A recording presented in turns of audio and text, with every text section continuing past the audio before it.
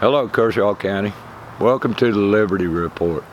On today's report, we discuss the goings-on of the October 10th Kershaw County Council meeting, where there was discussion about rezoning the property next to Lugoff Elgin High School, where a proposed cell tower will be going in. And the Woodard Park flim flam continues with 3 options proposed by the Rec Department and the Rec Commission.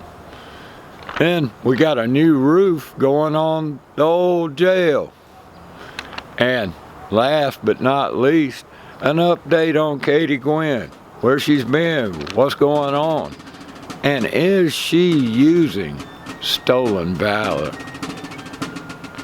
Stay tuned. The Liberty Report continues. The government claims a right, and then their claim is that they derive these rights from the people. Right. Well, how can people give a group rights that they don't themselves have? To steal from each other. Right, if we can't tax people, like I can't tax you, where exactly does government derive this right from? And once you come to, you realize that the goal ought to be as voluntary a society as possible. Now, how exactly you achieve that, how far you can push that is debatable, but certainly that should be the goal. That if government is providing a service for you, well then why does it need to be provided by force?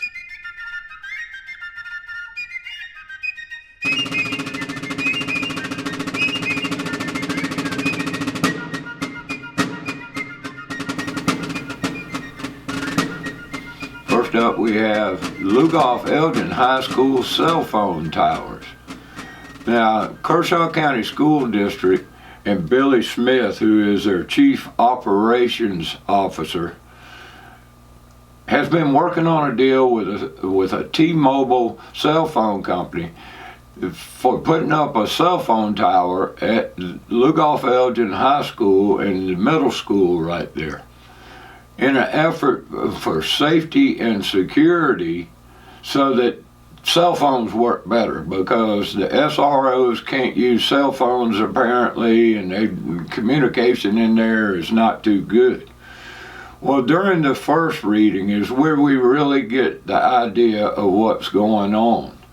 So let's listen in to the September 26th meeting to find out what this rezoning is all about. First reading of case 2317. This is rezone Lugoff Elgin High School from R15 to B2. And let's get a motion put it on the floor. Is there a motion to put it on the floor? So moved. All right. Is there a second? Second. Second. All right. Before I go to discussion, can I refer to legal? Get an update on this. Yes. This rezoning amendment was brought about by a desire and an expressed need of the school district to have a cell tower on that site. Principally, I understand it's driven from a public safety perspective. The school district, I understand, has radios to communicate in the event of school emergencies or crisis, God forbid, but not everyone has a radio, and cell service is very spotty out there. So, again, the school district has presented this as a kind of operational and safety need on site. A small parcel could not really be singled out for a rezoning for spot zoning issues. So the entirety of the property is proposed for this rezoning.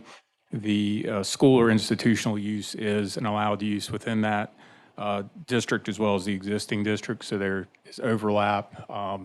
Again, it's not drifted too horribly far. And I understand from the school district, there also might be some reversion clauses within their property instruments that would prevent some of the perhaps more undesirable, more intense uses that are allowed in that district. Very good. Mr. Vice Chair, Yes, if I may. I think you were getting ready to do That's it. what I was getting. Yeah. Okay, go right I ahead. see we have Billy Smith, some fine folks out. Do you have anything you'd like to share? Bring up anybody you have with you, any guest. Thank you, Mr. Chairman and council members. We thank you for your time. It was very well said by Mr. DeBose, and I appreciate him and his eloquence in stating that. But yes, since I was principal at Lugoff Elgin Middle School in 2004, we have been trying to find someone to partner with to get a tower, not necessarily on our property, but anywhere near there. Anybody that lives in the Lugoff area around there knows the Wateree, Lugoff Elementary, middle school, the high school area. Yeah, the coverage is just spotty that would be putting it good. And it is a safety and security issue. Yes, we do have radios. Yes, we do have phones, but internet can go down and we lose our phones. And everybody does not, as stated before, everybody does not have radios. So it would be a comfort to know that we had better cell phone coverage there. We did not ask for, I know Joey, this was the best fit for what we were asking for as far as the zoning. We do not care to do anything else with that property. There's $300,000 to $400,000 worth of taxpayers' things there that I do not think even people in the future would want to go and mess with. So we just want to assure everybody of that. Where the tower is going is in between Richardson and the school. It kind of sits down low and is 195 feet. Is that correct, Mr. Yates, who is the attorney for Milestone? I appreciate him being here, which means it does not have to have the red light that some people worry about and it being a nuisance and maybe keeping them up at night. Okay. So we've tried to, and we didn't go out looking for them. They came to us. There is one provider right now on the tower that is T-Mobile, and we have space for 3 more. So they're working hard to try to get AT&T and Verizon and someone else on that tower. We have been working on this for a year. We looked at probably 10 spots to try to find the least place, the least vulnerable place for that thing to be and not encroach on our neighbors and bother them. Be glad to answer any questions. Thank you. Would you like to introduce your guest? Yes, this is Mr. Yates, attorney for Milestone. Welcome, sir. Thank you, Mr. Chairman. Thank you, members of council. I just want to, as you can tell, if you follow Billy, you don't have to say much. Correct. But no, I want to thank Billy, I want to thank the school district, and I really want to thank Joey for working with us, working on a solution where we could solve the school's problems and do it in the best way for the county. These people have been incredible, and I thank them. Thank you very much. Council members, anybody like to say something? Mr. Tucker? Thank you, Mr. Vice Chair. Billy, appreciate you as always, but it's good to hear that it's not going to need a red light. Of course, I have family members that live on that corner right there that would like to sleep at night as well. Hopefully it'll help them stop at that stop sign, though. They don't like that 4-way stop because they end up in his yard all the time. But I just want to say I appreciate you doing this, and I saw where the vote was unanimous coming out of planning and zoning, and also it was very compatible with our current comprehensive plan. So that makes it real easy to support. Thank you. Any other comments? All right. All in favor? Let it show the record is unanimous. Thank you folks so much. Billy Smith, you're a legend in Lugoff, South Carolina.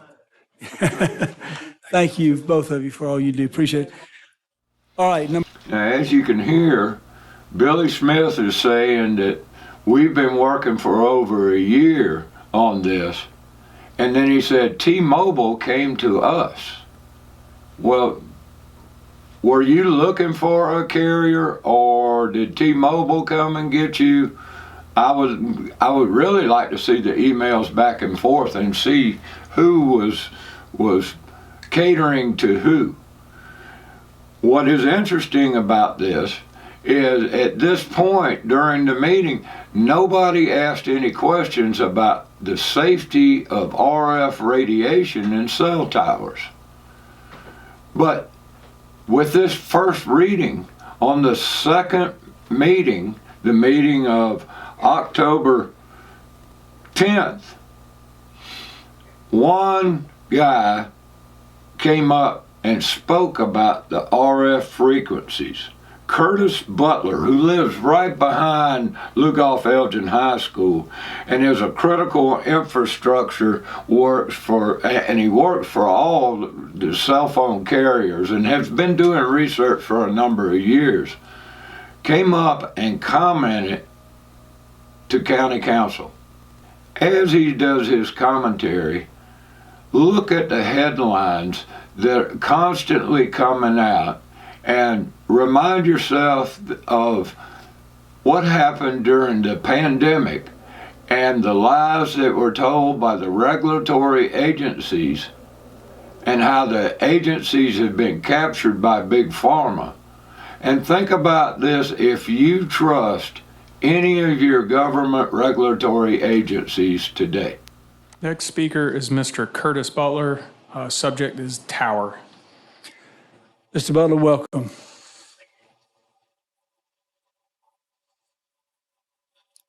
Hope everybody's doing okay today. My name is Curtis Butler. I live behind the school. I've been a critical infrastructure developer and researcher for over a decade. I currently work for all your major cell phone tower companies, their customers, and civil engineers, and all the major cable companies. So what I wanted to speak to you guys about today, like I said, I'm not trying to raise any alarm.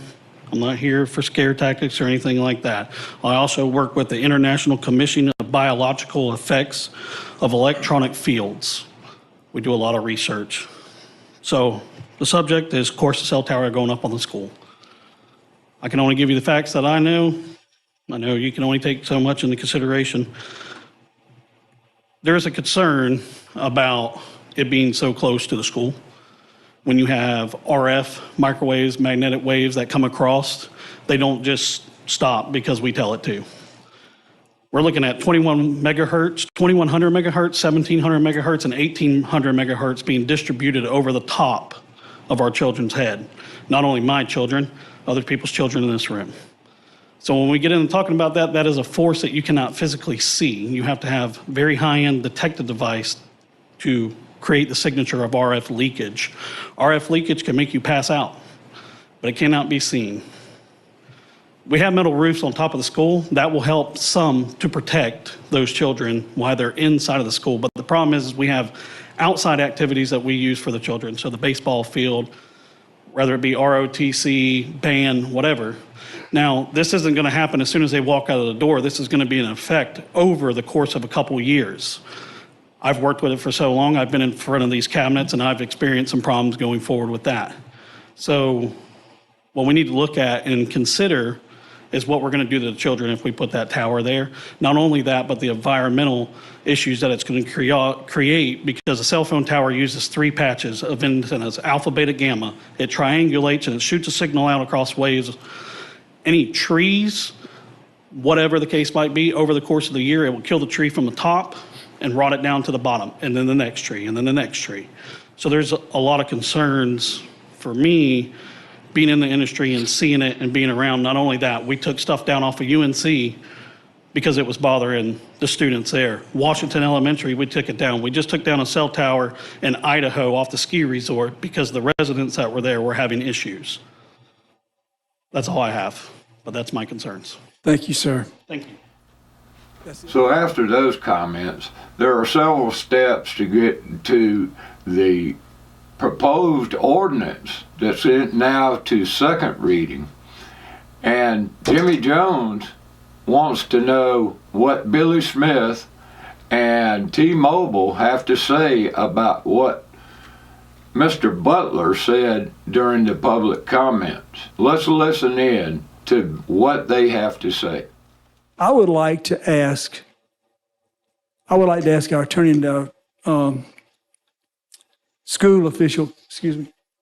Yeah, if you'd like to address anything that because we heard about these microwaves or whatever.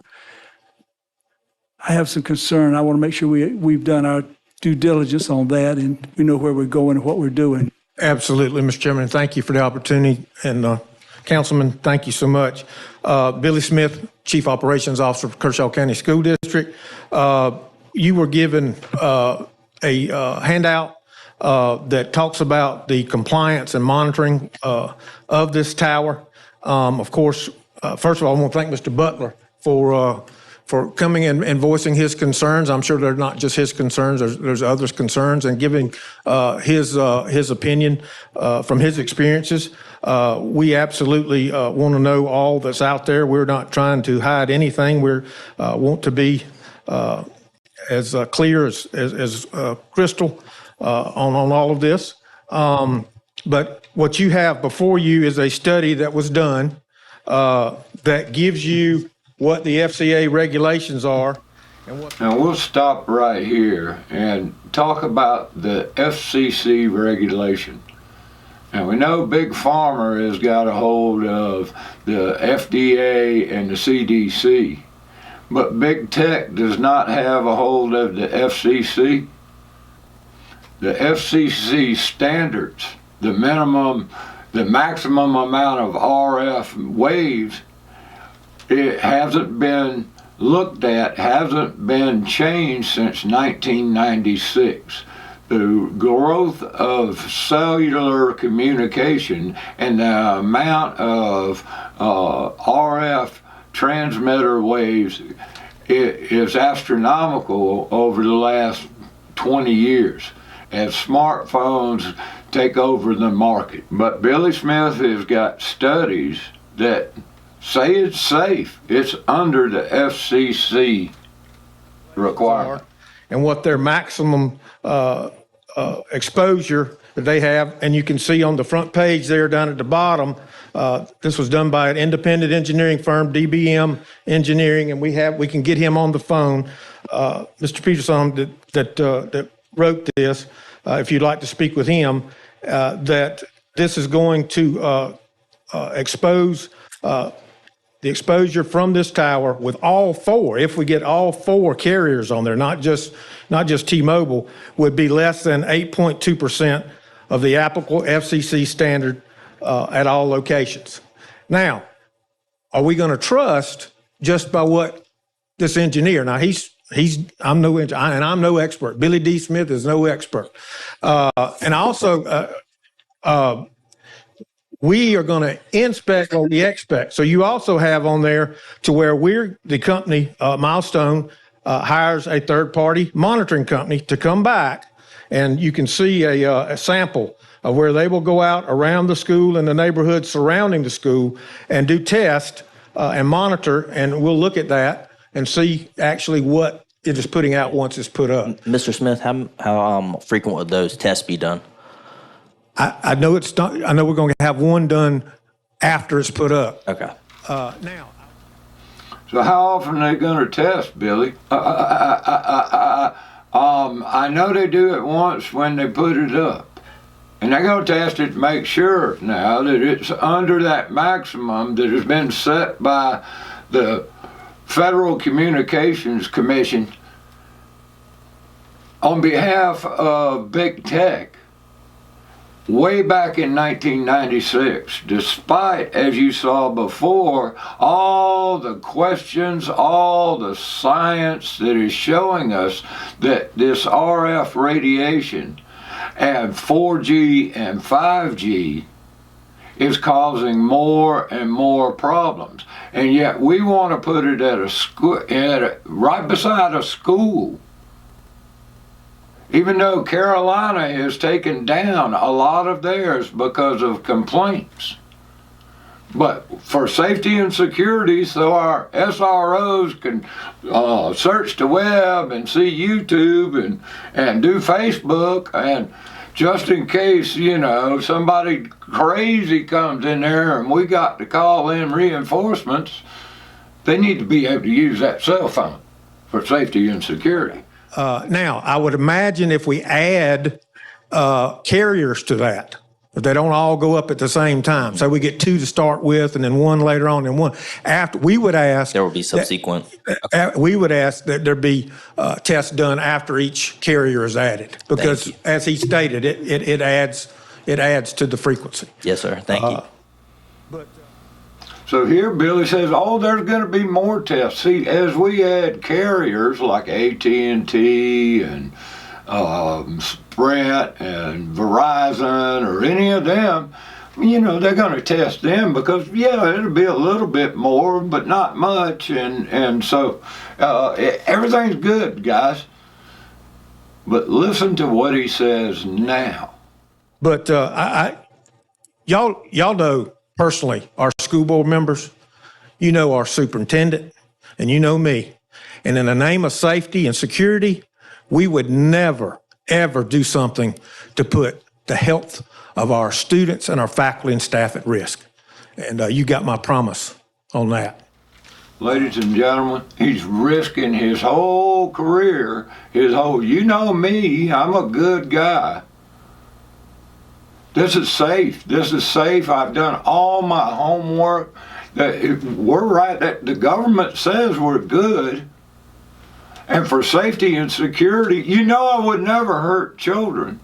And Billy, I understand that. But Billy, have you done your homework really? Are you staking your reputation on something that you understand and you know the facts? Is there a question of whether it can do harm?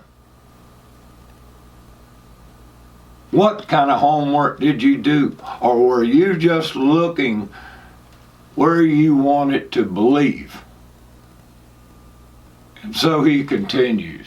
One thing that if you turn to the next to last page that I found interesting, there's a bar graph there, and it shows you the frequency of different things, the baby monitor, Bluetooth headset, FM TV, very surprising about the push-to-talk walkie-talkies. And it's the exposure that you get while using these things. If you look at a cell phone right here, you get much, much more greater percentage of exposure by holding. We know every one of those kids in that school go around with these things all the time and got them nearer than you would get from this tower. So here he's saying, now we already get a whole bunch of radiation and all from these cell phones and all, walkie-talkies and all of it. And so this is just a little bit more. Not understanding that there has been a lot of evidence saying all kinds of things happening from people putting these smartphones up to their heads. Brain tumors, brain fog, all sorts of neurological problems. And yet, here he's excusing it away because it's less on a cell phone tower than it is on, and if he's concerned about the safety of the kids and all, why isn't he advocating that all cell phones go into a lead case when you get to the schoolhouse and you don't get them back until you leave the schoolhouse again? Safety and security. But the problem is these people don't do their own homework. They get this study and that study laid out to them from T-Mobile and T-Mobile's attorney, Mr. Yates in this case, and they do none of their own homework. Much like the fever system that the school district bought during the Corona scare, and everybody had their temperatures taken by this infrared gadget working on a smartphone that we showed was totally incapable of doing the job. And the school district and the sheriff's department and the county council all purchased these units that are worthless because they didn't do their homework, which we did for them.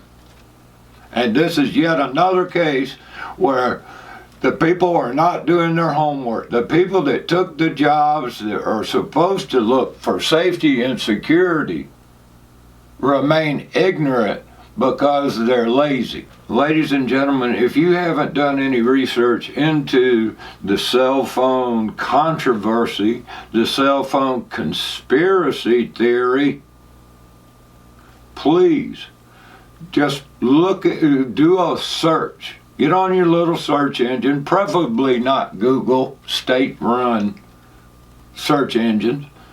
Go to your search engine and punch in cell phone tower radiation. RF radiation, and look and begin to understand what is going on, what is the controversy, and how does it affect the people around us. I am one to err on the side of caution. There seems to be a lot of questions about whether or not this is safe over a long period of time, and especially in young people when they're not fully developed. Should we err on the side of caution and reject this rezoning? Go put that cell tower a quarter of a mile away. Do something else. Get it away from a mass of little mines of mush. Anybody that's interested should call your county councilman and say, have you looked into this? I've looked into this a little bit, and there seems to be some problems here. Our council is not doing their own homework. You have to do it for yourself, the protection of your kids, and then you have to tell them, because they're not going to do it. They're going to sail this through the next meeting,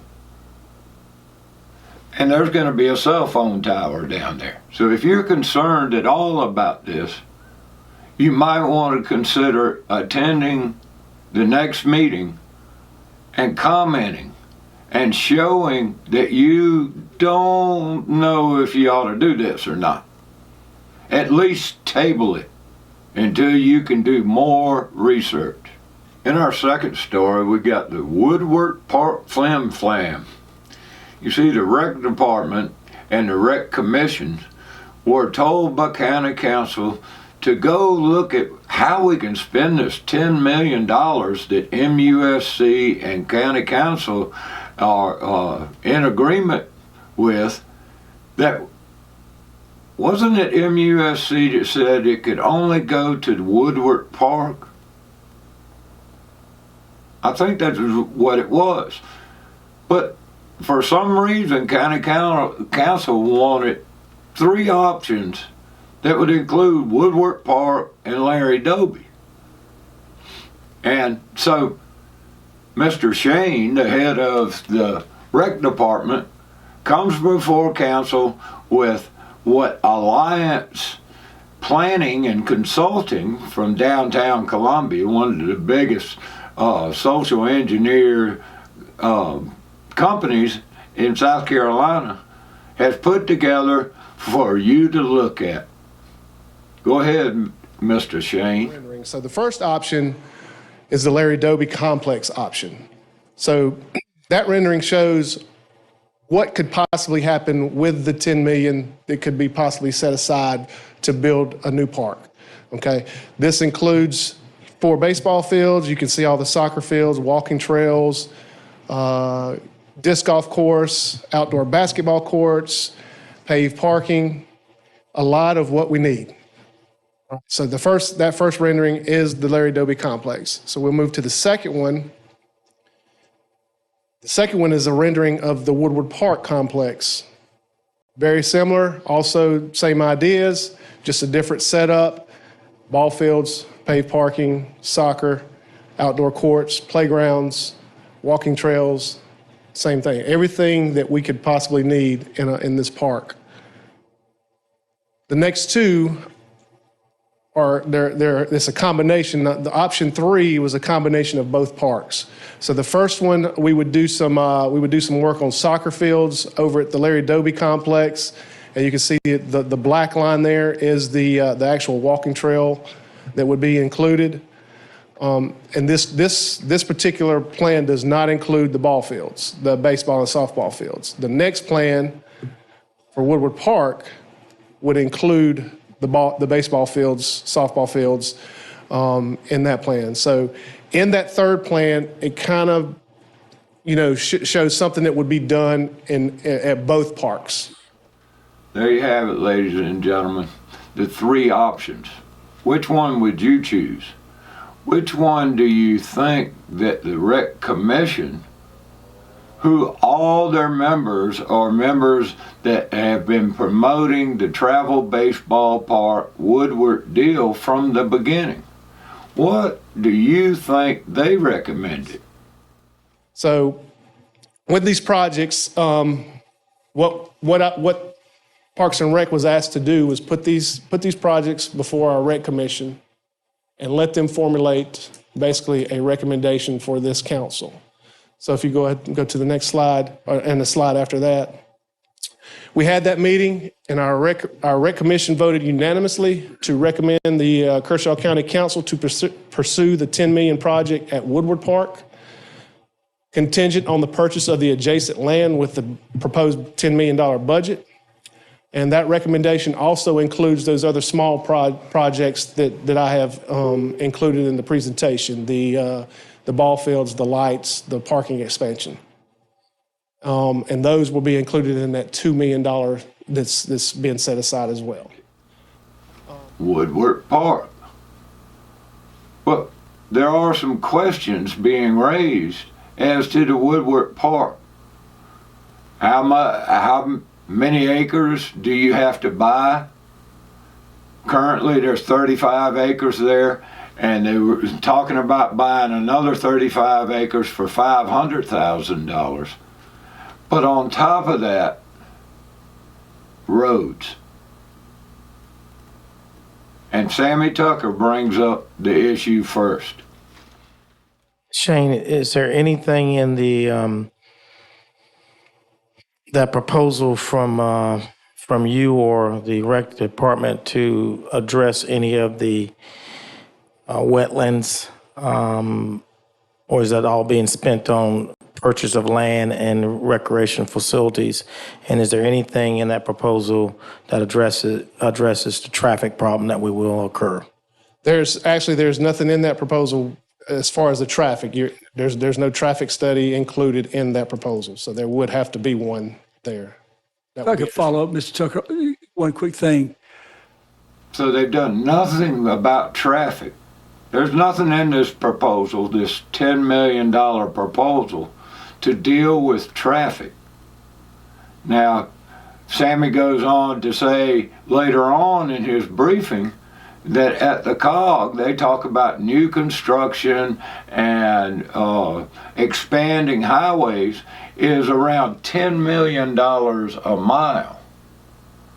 And that at the COG, they only have about $5.5 million a year to spread out across the Midlands, across the 5 counties for their little projects. So state and federal dollars would have to come in some kind of which way. And how are you going to get egress and coming out, ingress, going in and going out? How are you going to take care of a traffic load?